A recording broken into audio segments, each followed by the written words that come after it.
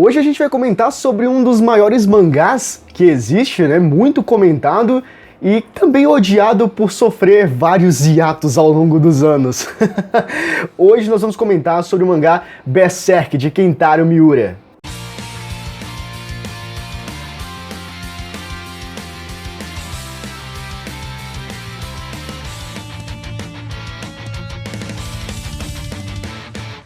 A minha relação com Berserk, ela não é de agora, tá? Eu já dei uma chance uma vez pra Berserk vários anos atrás.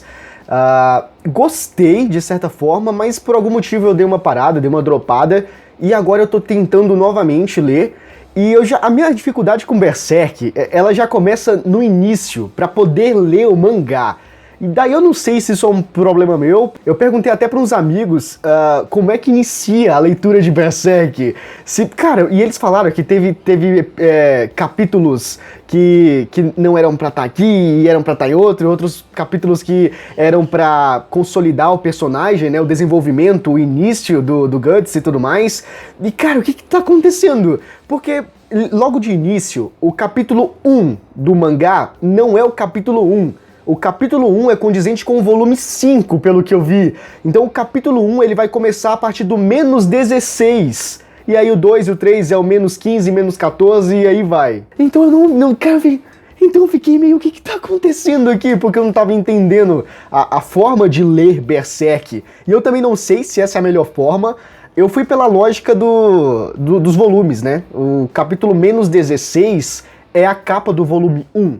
Então, e aí você segue a ordem do volume 2, volume 3, enfim. Então eu parti dessa ordem, se eu estiver errado, não sei, whatever, mas a gente começa ali com a apresentação do espadachim negro, né, do Guts. Então eu acho que estou no caminho certo. Se eu não estiver, deixa nos comentários. Mas enfim, hoje nós vamos comentar sobre o Berserk, que eu acho um mangá legal, eu acho um mangá bastante interessante e eu sei que eu vi várias páginas na internet de muitas pessoas criticando também que, pô, esse mangá só vive em hiato, o cara lança 3 capítulos, depois só lança daqui 1 ano, 2 anos. E pra mim vai ser tranquilo, porque eu tô começando agora, tem mais de 300 capítulos, então até eu chegar lá, né, talvez já hajam novos lançamentos. Mas aí a minha relação com Berserk, como eu comentei, ela já vem de um tempinho, e eu vi várias páginas do mangá na internet, e é muito lindo os traços do Miura. Eu acho muito lindo, e logo nesses primeiros capítulos, né, nos primórdios do mangá, também são bem bonitos, são bem agradáveis, e é um mangá bastante sanguinolento. Então se tu não conhece Berserk, eu já tô deixando aqui esse disclaimer pra tu, porque tem sangue, tem morte, tem cabeça rolando e tripa voando, e é uma coisa surreal que tá acontecendo. De fato, Berserk é muito violento, e são constantes essas cenas de matança e de sangue ali nas páginas, né, nos quadros do mangá, porque é basicamente o que mais tem. Então vamos comentar hoje sobre o que aconteceu no volume 1 de Berserk, tá? Essa é uma review sobre o volume 1, então eu meio que reli, há algum tempo eu tinha lido, não sei se eu li da forma correta agora, mas peguei pra reler Berserk, li o volume 1 e hoje eu vou trazer as minhas impressões, fazer uma review do que acontece no primeiro volume de Berserk. Pra você que já leu, vai ser mais uma opinião, vai ser mais uma percepção que talvez tu não tenha tido, ou vai ser diferente da tua, e pra você que não conhece Berserk, você vai passar a conhecer e talvez, quiçá, começar a ler essa história, beleza? Então sem mais delongas, vamos lá. Nós iniciamos a história sendo apresentados ao Gustavão, né, ao nosso Guts, que é o nosso protagonista, o nosso espadachim negro.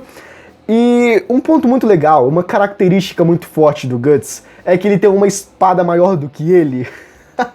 É um pedaço de ferro gigantesco que ele carrega nas costas. É um bagulho muito louco. E as pessoas reconhecem ele por ele ser o espadachim negro, porque ele é um cara muito violento, ele é um cara do mal e tudo mais, e todo mundo repara na espada gigante que ele tem, porque não é uma coisa normal. E realmente não é uma espada gigantesca, eu não sei nem como ele consegue manejar aquele troço. Mas enfim, nós iniciamos ali a história, sendo apresentados já no início totalmente... Caraca, o que tá acontecendo? Uma explosão assim, porque ele está tendo relações sexuais com uma mulher e logo depois essa mulher se transforma num demônio e esse demônio quer matar ele e, caraca, o que é isso? E a gente descobre que o Guts, ele tem um envolvimento, ele tem alguma relação com seres malignos, com espíritos malignos, e esse é um ponto muito forte do personagem. Desde o primeiro capítulo do mangá, a gente vê que ele tá rodeado por esses espíritos, por esses seres sobrenaturais, e a gente já entende aí que a história de Berserk, ela vai partir de uma premissa mais sobrenatural. Então vai ter bastante disso nessa história, que eu acho interessante, tá? Nesses primeiros capítulos, a gente não vai ter uma imersão tão grande nesse lado de sobrenatural. Tem uma parada de mão de Deus, de marca da maldição não, de marca do sacrifício, eu acho. E tudo isso foi muito meio que superficial nesses primeiros capítulos, ou seja, no primeiro volume do mangá. Pelo que eu lembro, do que eu já vi pessoas comentando, vídeos no YouTube, aqui no YouTube, né? Vai ter uma imersão, vai ter um aprofundamento muito maior nessas questões. Então, é isso que me dá vontade de querer continuar a ler Berserk, porque eu quero chegar nesses pontos, né? Onde vai ter o sobrenatural muito mais. A gente tem a questão do sobrenatural sendo abordado nesse primeiro volume na questão das batalhas, na questão das lutas, dos conflitos que todo momento tem, onde o Guts se dá de cara com demônios, né, vamos dizer assim, que não são humanos, são pessoas malignas, perversas, que estão entre os humanos e estão causando mal para os humanos, né, para as pessoas que moram ali na aldeia, nas redondezas. Então a batalha é contra esses seres sobrenaturais, mas nada tão além disso por enquanto. Enfim, a gente já pega um pouco aí desse perfil do protagonista, do Guts, que ele tem vários sonhos, ele tem vários momentos ali onde ele se sente atormentado, atordoado por esses espíritos que estão constantemente falando no ouvido dele, na cabeça dele, e até mesmo eles se materializam, alguma coisa assim na vida real, e atacam ele, porque ele está ligado com esses seres sobrenaturais, e mais pra frente eu vou comentar por que existe essa ligação do Guts com esses seres sobrenaturais. Além disso, o Guts é um mercenário, vamos dizer assim, porque ele meio que não tá nem aí pra nada. Ele faz o que acha que é melhor pra fazer ali, e ele mata todo mundo sem discriminar ninguém. Isso é um ponto legal, porque o Guts, ele não discrimina absolutamente ninguém. Ele mata todo mundo igual. E tem um ponto legal, isso acontece, eu acho que no capítulo 2 do primeiro volume, que é quando o Guts, na verdade, ele demonstra isso logo no início, mas ele fica batendo nessa tecla, ele faz constante esse discurso dele, ele deixa bem acentuado essa ideia de que ele não liga para vidas humanas, ele não tá nem aí para ninguém, e ele detesta pessoas fracas, porque pessoas fracas não têm direito de falar nada, porque não podem se defender, e se morrem é porque é a lei natural, porque foram fracas e não tiveram força suficiente para se manterem vivas na Terra. Uma parada assim desse gênero. Então tem vários momentos onde ele tenta afastar as pessoas dele, porque ele já é um cara mais solitário. Ele tem aquela ideia de lobo solitário, né? Principalmente nos próximos capítulos, porque eu meio que comecei errado, né? Eu comecei quando ele já estava no bando dos Falcões, alguma coisa assim, que ele batalhava junto com Griffith. Deixa eu confirmar o nome dele aqui. Griffith. Então, nesse momento ali, ele já fazia parte de uma equipe, mas ele sempre trabalhou sozinho, ele preferiu atuar sozinho, porque ele nunca gostou muito dessa ideia de cooperação, né? Era mais ele por ele.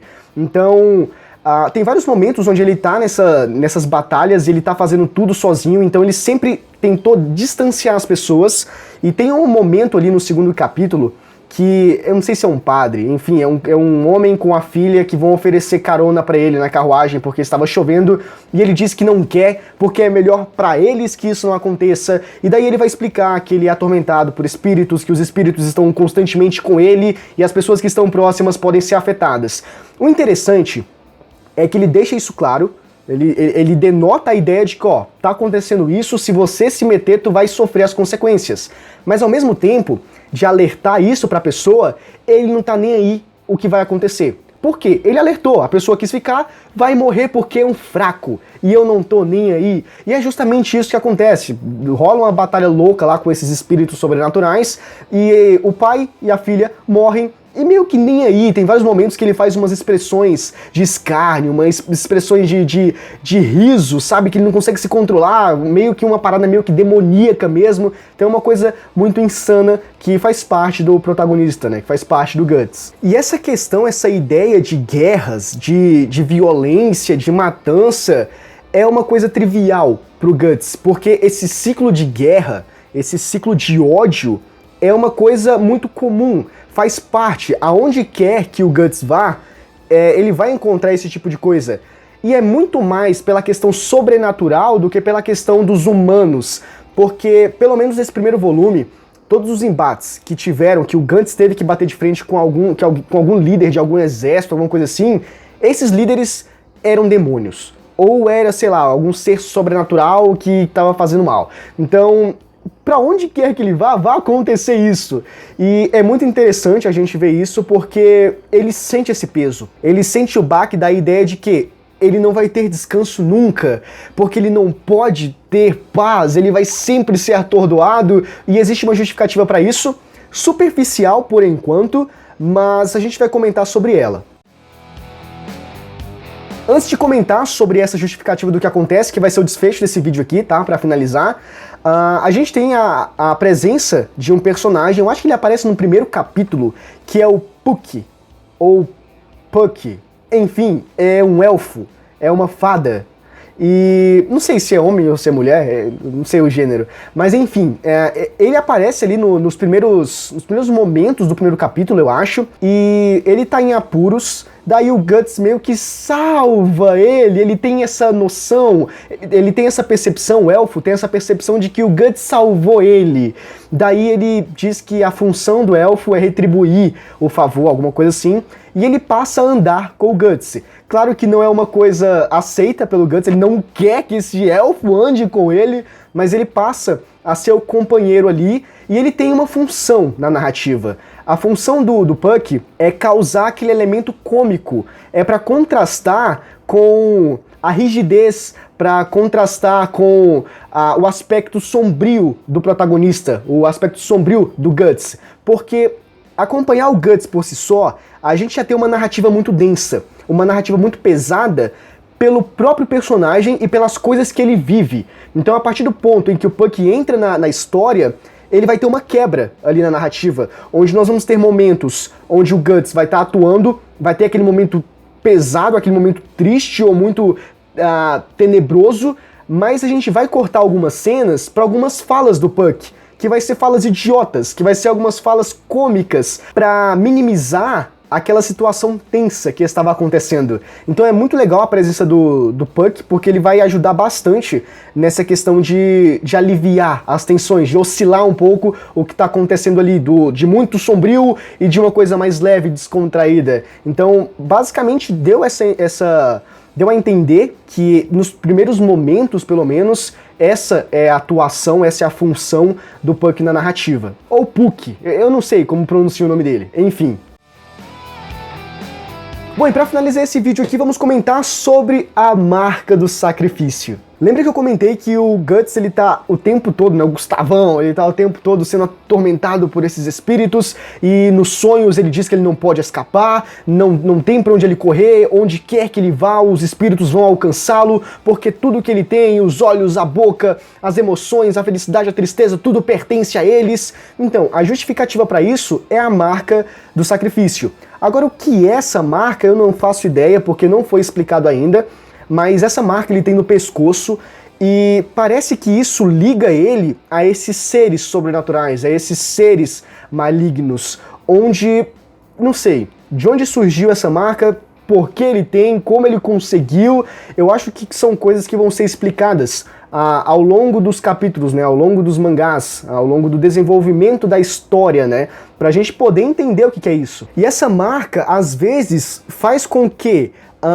ele perca um pouco a noção, pelo menos essa é a ideia que eu tive, às vezes ele surta um pouco, se ele já é meio que doido, meio que sanguinolento, existem momentos onde essa marca começa a sangrar e ele pega o sangue, lambe e fica mais atordoado ainda. Ele fica louco, virado no giraia mesmo. E é quando ele vai pra cima dos caras mesmo, ele vai matando todo mundo. Não tem discriminação. Se é homem, se é mulher, se é criança, se tá vivo ou se já tá morto, ele vai matando todo mundo.